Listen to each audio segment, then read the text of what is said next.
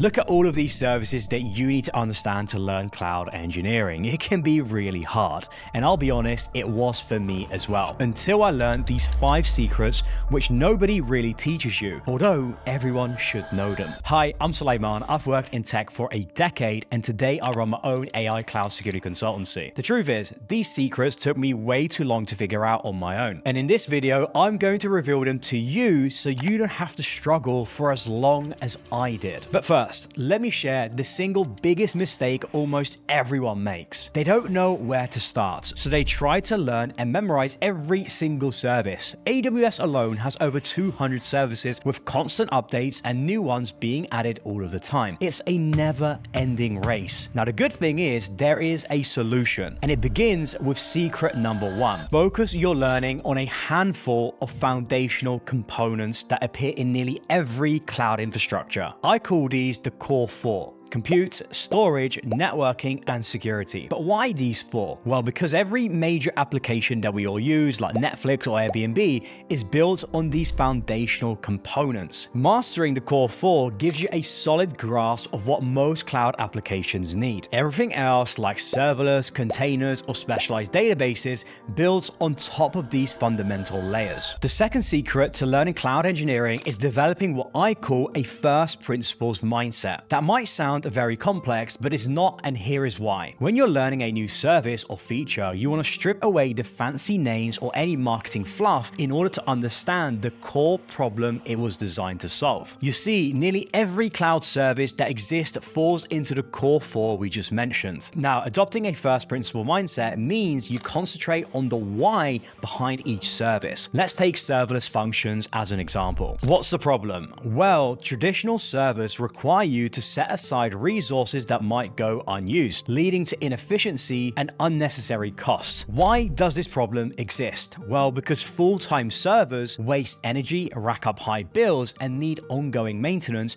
especially during low traffic. How does this service solve this problem? Well, serverless functions let you run code on demand, scaling automatically when traffic spikes. This eliminates idle resources and shifts much of the operational work to the cloud provider like AWS. Now, by sticking to these fundamentals and adopting a first principles mindset, you can evaluate any new service using this criteria. What's the problem? Why does it exist? And how does this service solve it? So you become a first principles engineer. Secret number 3, learn by doing. No matter how many tutorials you watch, there comes a point where you simply have to roll up your sleeves and build something. I used to spend hours watching YouTube tutorials and following along with demos, thinking that I was on my way to becoming a cloud engineer. But here is the brutal truth. I was coping. When the time came to deploy a real application or troubleshoot an actual issue, I got stuck and I didn't know where to begin. This happens because hands-on practical experience teaches you far more about real-life projects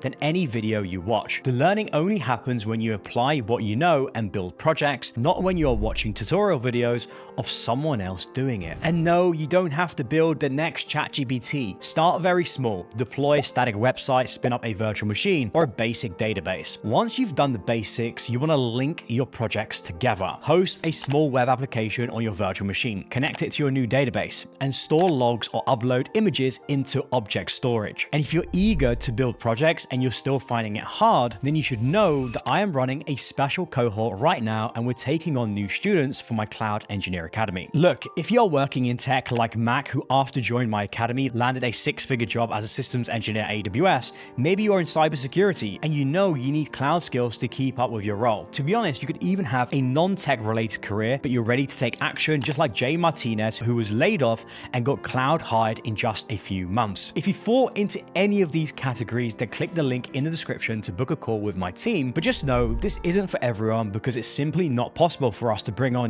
50, 100, 200 people at once, because we simply don't have the capacity for it. So spots are actually very limited. So If you're serious about starting your cloud journey today, click the link below, book a call with my team, and see how we can help you. The fourth secret often triggers people when I say it. You don't need 4, 5, 6 cloud certifications to land a job. Certifications do hold a little bit of value, especially early in your career or if you're changing fields and need a structured learning path, but here is the trap. Many beginners fall into chasing certifications without ever gaining significant hands-on experience, and even worse, they get into their own head that they must get certified before they can even start building or applying for jobs, and that's the completely wrong way to go about it. Think about these two candidates for a cloud engineering role. Candidate A has 5 different certifications: foundational, associate, professional, specialty on their LinkedIn. Candidate B has 1 foundational certification but also has built 3 working projects, each one showcasing key skills like deploying CI/CD pipelines,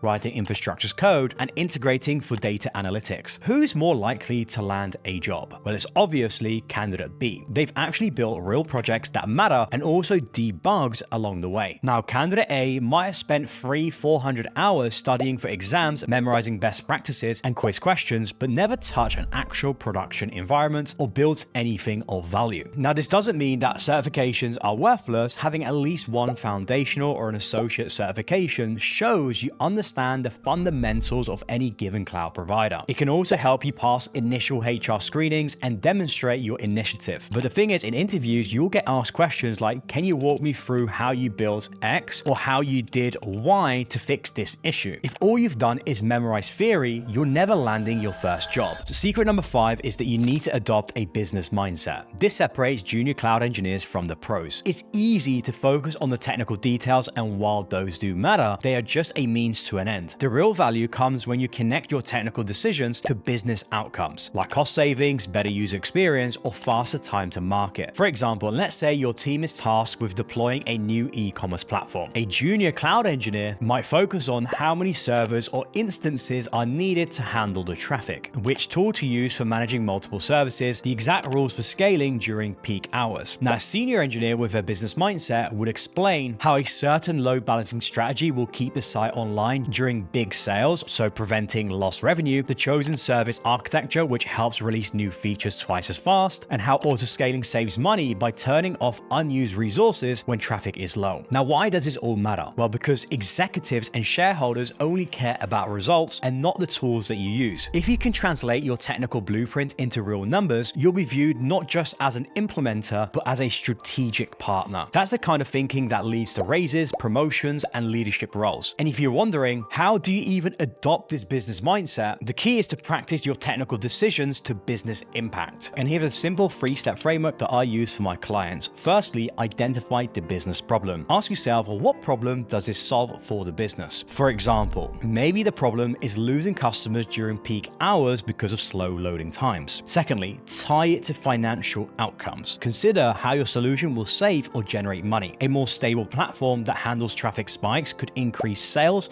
and improve brand reputation. And finally, focus on customer experience. Think about how your solution reduces friction for users. Faster load times and smoother interactions will lead to better reviews, higher customer satisfaction, and repeat purchases. That said, these 5 secrets aren't enough. You need to know everything that it takes to become a cloud engineer in 2025, which is why I've created this step-by-step roadmap that anyone can follow. So just click right here and watch the video to make sure that you don't fall behind.